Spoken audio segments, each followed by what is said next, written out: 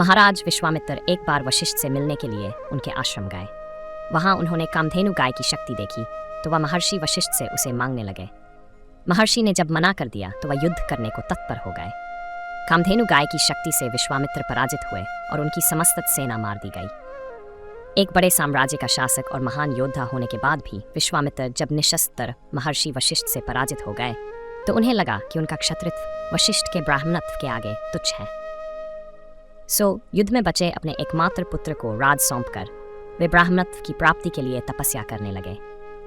विश्वामित्र की लंबी तपस्या को देखकर देवराज इंद्र ने उनकी तपशक्ति की परीक्षा लेने के लिए अप्सरा मेनका को भेजा। ऋषि विश्वामित्र उस पर मोहित हो गए और उनकी तपस्या भंग हो गई।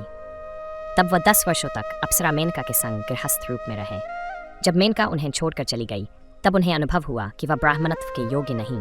यदि एक अप्सरा के सौंदर्य पर मुग्ध हो वह अपने धर्म से डिग गए, फिर कैसा ब्राह्मणत्व। वह पुनः तपस्या में लग गए। जब लंबी अवधि बीत गई तब देवराज ने पुनः उनकी परीक्षा के लिए रंभा को भेजा।